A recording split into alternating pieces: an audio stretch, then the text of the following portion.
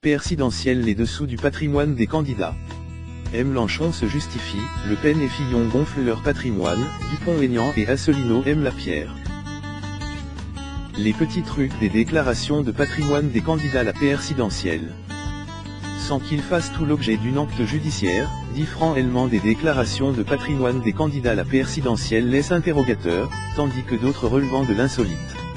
En quelques mois, certains points ont changé du tout au tout. Petite revue détailleuse des documents fournis par les candidats à la Haute Autorité pour la transparence de la vie publique.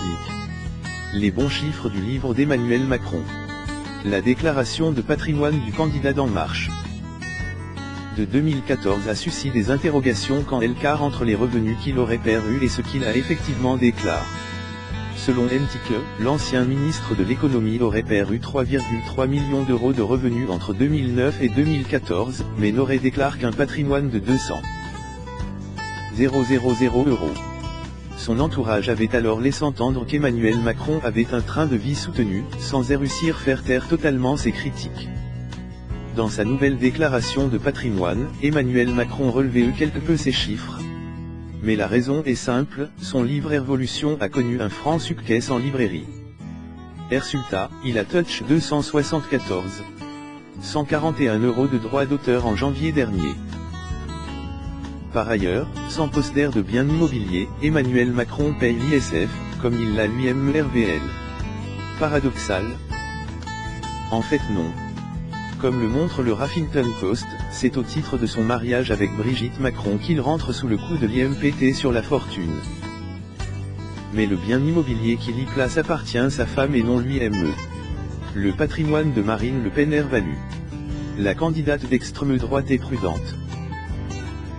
Dans sa déclaration de patrimoine d'un montant total de 686 euros, comprenant divers biens immobiliers, Marine Le Pen a revu la hausse ses parts dans les propriétés familiales de Saint-Cloud et Rueil-Malmaison, Hauts-de-Seine. En 2014, elle valuait 225 000 euros les 12,5% de parts qu'elle possède dans la SCI détentrice de la propriété située à Saint-Cloud et 175 000 euros celle concernant Rueil-Malmaison. Dans sa déclaration de 2017, ses parts ont respectivement été portées 312 000 euros et 194 861 euros.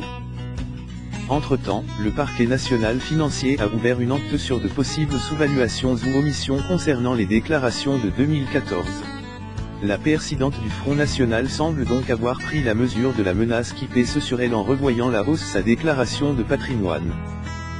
Au total, Marine Le Pen value 611 832 euros son patrimoine immobilier en 2017, contre environ 500 000 en 2014. Selon une source proche du dossier au PNFCE par l'AFP, ce patrimoine pourrait en réalité valu 1,35 million d'euros. La valeur de la société de François Fillon s'envole. François Fillon a lui aussi dû revoir la hausse une partie de son patrimoine. Et notamment celui concernant sa société 2F Conseil. En décembre 2016, le candidat de la droite déclarait que la valeur de sa société de conseil était de 11 518 euros. Mais peine 3 mois plus tard, cette même société est maintenant value 97 888 euros, soit une multiplication par 8,5. De quoi s'interroger. En outre, deux PRTS ont fait leur apparition sur la déclaration de patrimoine du candidat entre décembre et mars. Le premier, de 50 000 euros, concerne celui souscrit au PRS de son ami Marc Ladret de Lacharrière sans contrepartie, mis en lumière ces dernières semaines et rembourse en février, au moment où il a été rendu public.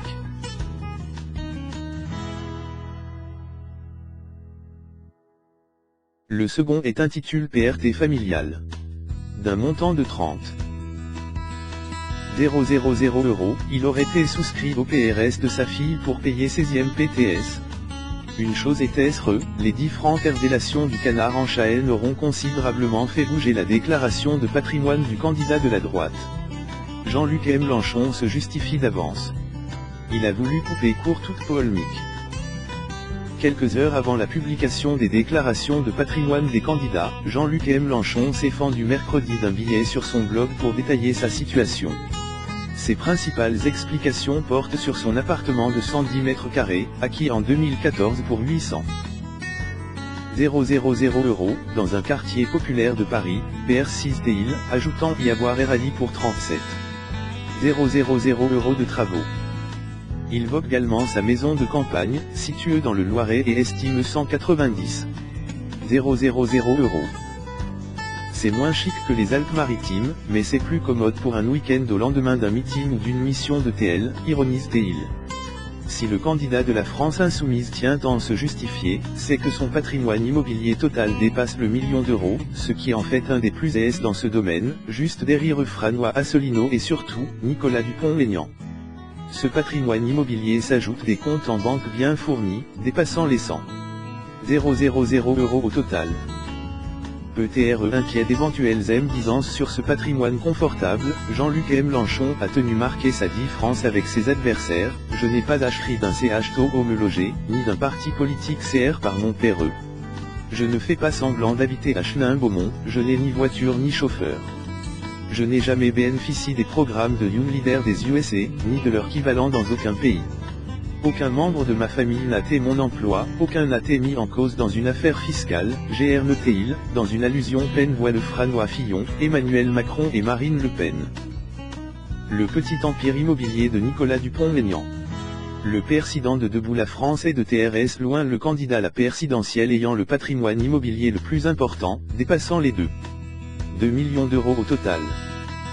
Outre sa maison dans son fief de Hyères, 255 000 € et son appartement parisien, 1,3 million d'euros, le député de l'Essonne a acquis en donation 3 autres logements dans la capitale, pour une valeur totale de plus de 600 000 €.